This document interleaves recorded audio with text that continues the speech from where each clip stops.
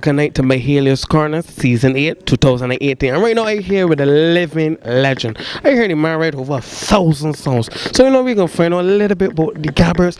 The man that's a doctor, Dr. Anthony Carter. Good night, sir. Good night, good night. Glad to have you here, sir. My pleasure. I want to know how you arrived by the nickname Gabby as your child. Well, from the time I was small, I had two distinct things that happened. One, I was in school singing, excuse me, and the teacher, like, he couldn't take it on because it was kind of like silly of me. I was disturbing the class. So the man said to me, that cacophony of noise, I never heard big words like that before, that you're making, that is not singing. And by the way, we are here. So if you don't want to learn, it's okay, but these other children would like to learn. So I would suggest that you get the gift of gab, if anything, so you could communicate with us, you know, and become a Gabby. And I said, oh, what is? I went and look it up. It said talkative or eloquent speaker. So I said, that's how it be for true. And then my first ever movie was a movie with a man named Gabby Hayes. And I fell in love with this man. And ironically, a few months later, guess what? A man called Forbes, who used to call Fox in Chapman's Lane, he had a goat named Gabby, a ram, and it bat me one day so hard. That's why the boy starts teasing me, calling me Gabby, Gabby. You get back by Gabby. And I just like the day. I said, well, this name good. And then when the guy said Anthony and Tony, I said, nah, Gabby, right? I answered it Gabby, and the name stuck. I mean, just like that, just like that. Now, you mentioned movies. Now, I know you do a little acting in the Barbados Theaters Workshop. I want to know about the years, how that experience was for you. Great. It really opened me up because I wasn't confident playing guitar and singing with myself. I didn't mind singing and writing, but not playing and singing. And when Paul Webster brought this play, I went and I saw a rehearsal, and he told me he wanted one song. I said, okay. And I went home and I wrote 5. And I called him and I told him. He said, wow, Gabby, 5 songs, man. No, I only need 1. I said, listen. And when he heard the songs, he said, Gabby, all these songs fit perfectly. How you get that too? I said, oh no, I just saw it, and that's how it came to me. And then there's a guy called Jerry something, a Trinidadian guy. He was studying at Baruch College, and he couldn't find time to rehearse and all that. So Paul asked me to read the script one evening. I read it, and then I went home with the script, and like a fill-in for Jerry. And when I came back, then he said, "Script's out," and he said, "Where's your script?" I said, "I don't need the script." He said, "But you have to go to script." I said, "No, I learned the play." He said, "What do you mean by the play?" I said, "He said, you mean your part?" I said, "The whole play. I could read anybody's part in one night." I sat a whole night for about 8 hours without sleeping and learned every part. And then he said, okay, and when I went on and I did it, he said, wow, Gabby, man, that was great. He said, man, how you act like that? He went to Jerry. Jerry, you think he would play soccer? Jerry said, sure, no problem, because they saved me because I got so much work to do at school. And that's how I got the part then in on the day I saw as an old man. But what I did was to see my grandfather. This man that passed on, he was like my grandfather. His behavior, his language, his idiosyncrasies, everything was my grandfather. So I said, this is it, man. I want to act, and I want amongst the actors themselves, they voted me as best actor, best male actor. So it was a good experience for me, and it opened me up because I was able to come and do my when the group went back. I stayed and I did folk songs and this and that too. Lambe Motley at Yarba. My first thing, me and a guy called Philip Bannister, we did a show called The Quiet Storm. Never forget that. And from there, then people start, had to do recordings and this and that and the shows, and people started noticing, and they started singing songs like Riots and this and Bridge Tongue and all that, and it started to mash on from there. Just like that. Yes. So from 1976 straight to the 80s, you had a string of hit songs. Yeah. Now, what are your favorite songs in the 70s, and what are your favorite songs in the 80s, and why? Well, Needles and Pins would have been the 70s song. for calypso. Of course, songs like Bridgetown, Riots, Take Down Nelson, all those came in the late 70s and thing too, and stayed until today. I guess the Emerton would be the one for sure, right? Of all of them, and in terms of folk songs, and the calypso is a harder thing.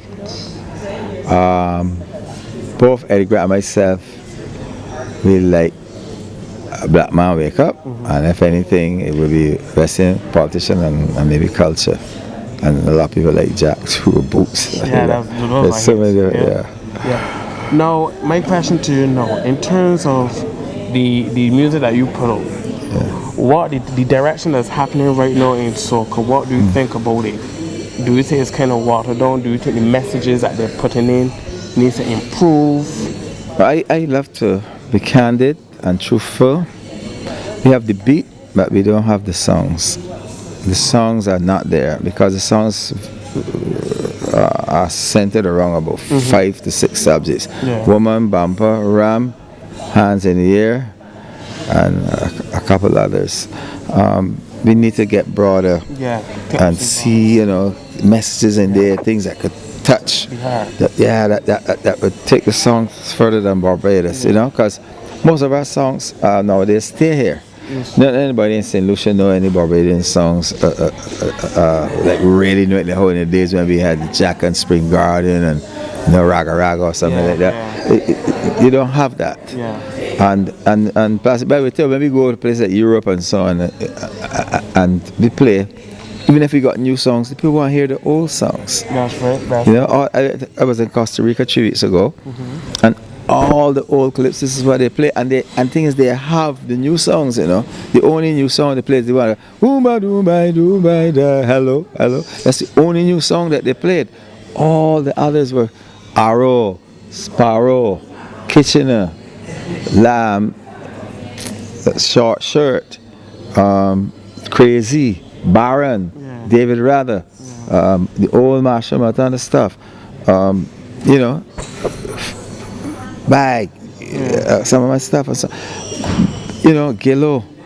They really are not too much into what's happening now, but I know it can happen. I always say this is at the embryonic stage, and it is definitely going to get better because once you got the beat, you could create the melodies and the feel that will last a long time, and not just for a crop over and over.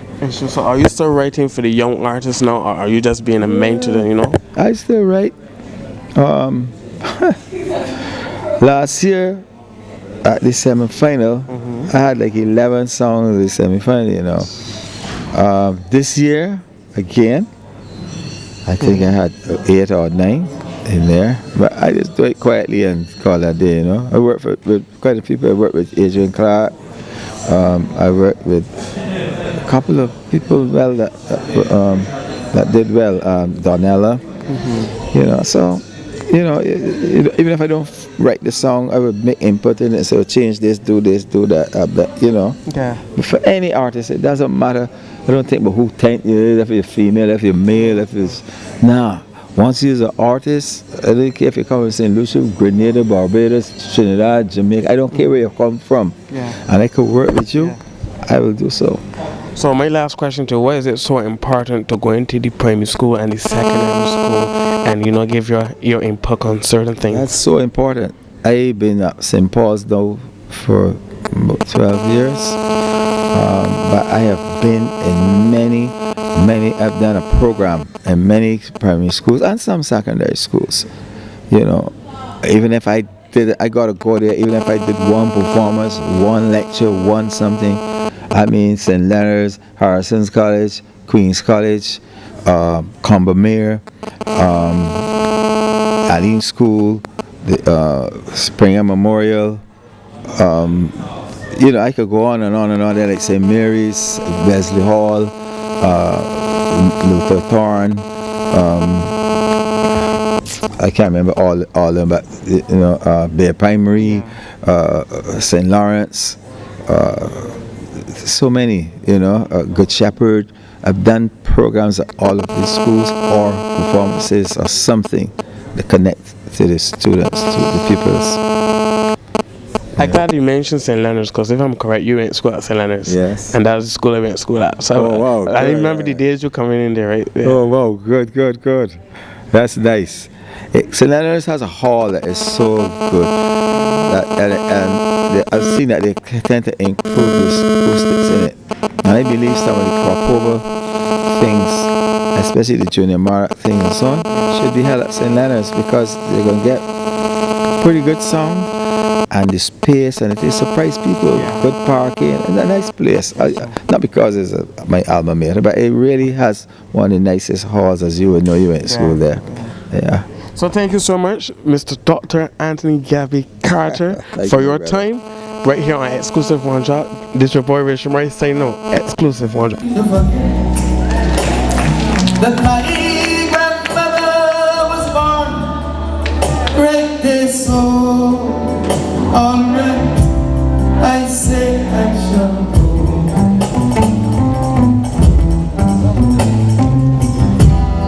You tell me to forget, it is there.